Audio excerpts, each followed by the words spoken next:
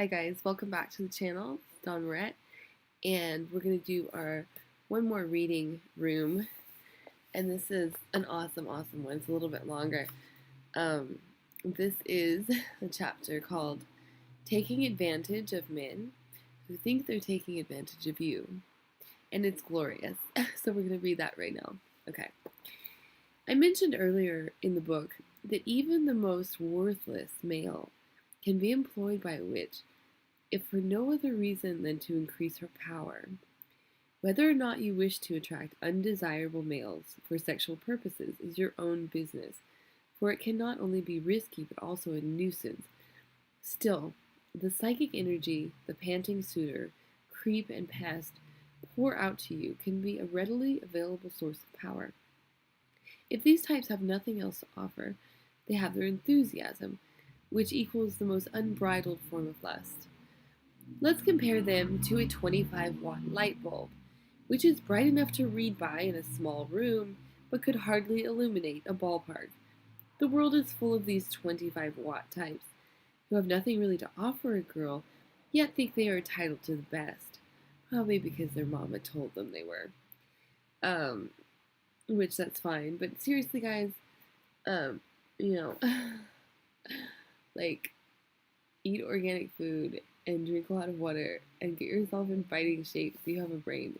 Because seriously, like, nobody has to be undesirable forever. That's a choice. You can get desirable. Like, it's not that difficult. Anyway, I need to. Oh, okay, that'll be future videos. Let me get back to this. Okay. It's for women anyway. What the fuck am I doing? Um, I know, I mean, it's for everybody, I guess. Whatever, it's for whoever wants to give me views. Give me views, give me views. Okay. Alright. So, the world is full of these 25-watt types who really have nothing to offer a girl yet think they are entitled to the best. They won't do anything to improve themselves, and this is the problem here. And even if they wanted to, their little 25-watt brains, emotions, and limits of responsibility couldn't take the extra charge. The filament would simply give out. Whenever such a man succeeds in landing a desirable woman, who might be equivalent to, say, 100 watts, he can't expect to light her bulb single-handedly. He might give her enough of a glow to take him home, but it will take 3 more like him to keep her happy.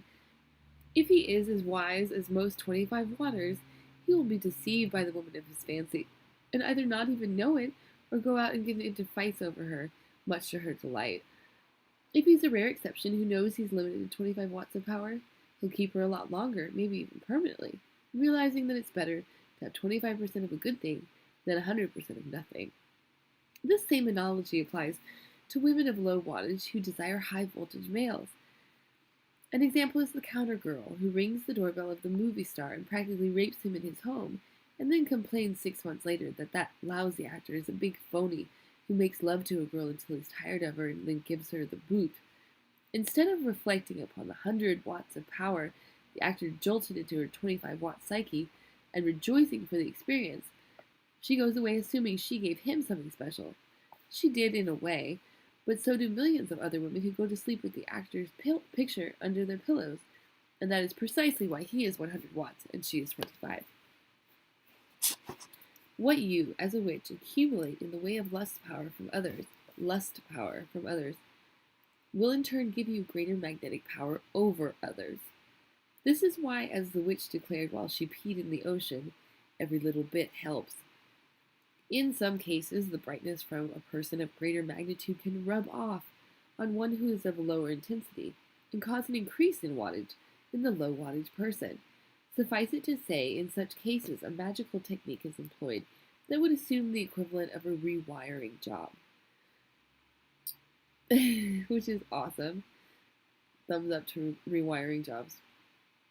Under most circumstances, the kind of man you wouldn't want to know, who practically drools over you and makes a pest of himself and can't understand why he can't have you, is a pretty hopeless case.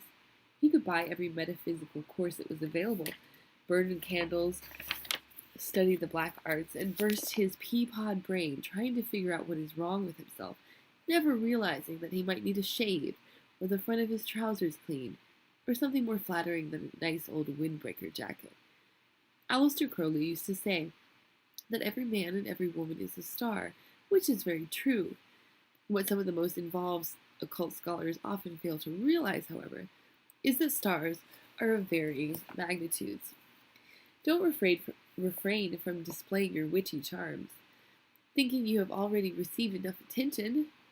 Each 25-watt man who sees you and goes home and masturbates with you in mind is unknowingly performing a magical ritual, which will, at least for a second or two, throw every one of his entire 25 watts of power into your very being, and you in turn will become even more desirable.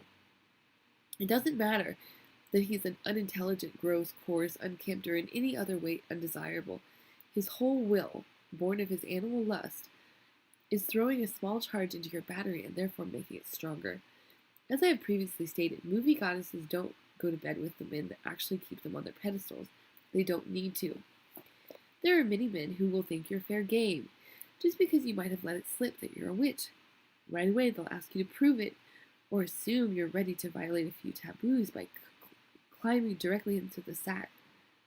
Or else they'll ask you to tell their fortune, feigning a great interest in the occult, invariably bringing astrology and ESP into the conversation.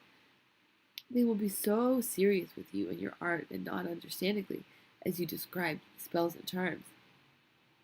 They will also suggest that you help them in their search for esoteric wisdom and teach them the ropes.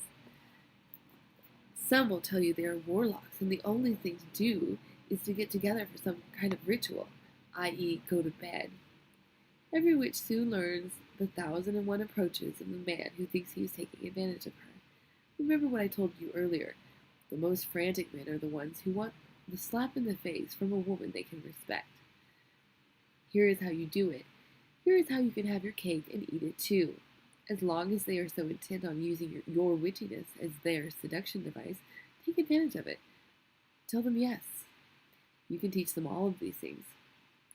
You can explain the type of magic in which they seem so interested. Yes, you can even practice sex magic with them.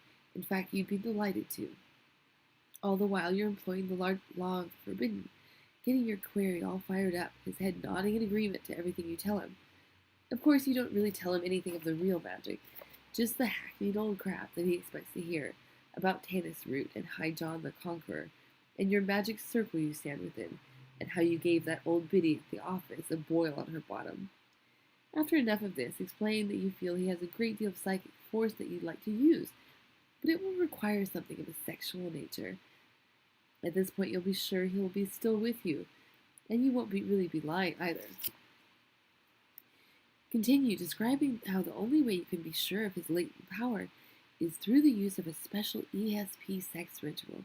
He must, for a period of 1 month, each time a specified night of the week rolls around, and at a precise time, light a red candle, place it over a piece of parchment bearing your name, and for 1 hour think of you as hard as he can, allowing himself to become excited to the point of an orgasm.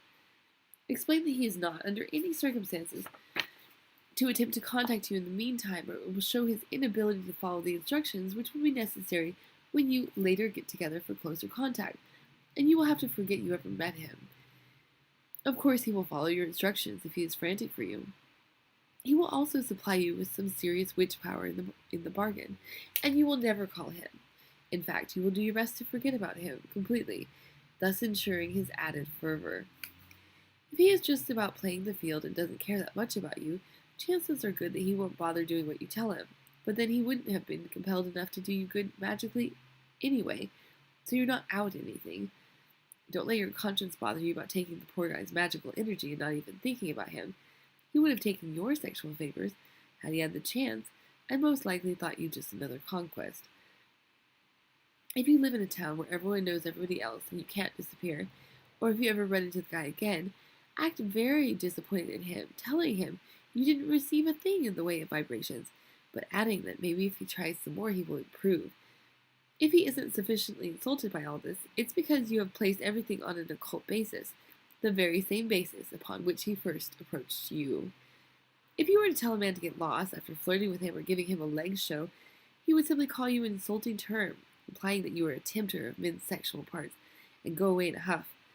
In this case, you're not telling him to go get lost, But to go home and jack off in such a manner that for him to become offended, he would have to deny all of his previous deep interest in learning what you could impart of witchery. His meaningful search for the hidden secrets would be exposed as a sham. He has no choice but to follow your instructions. If he, by some chance, really is versed in the magical arts, he cannot be offended, as he will know what you are telling him to do is magically valid, and credit you with knowing your trade. Alright, so that was how to take advantage of man that's trying to take advantage of you. So great. So great. Alright. Like and subscribe. Leave your comments down below. We can talk about any topic you want. Just hit me up. Man or woman. Any comment, any question, any feedback is welcome. So, alright. Have a great night, guys. Bye.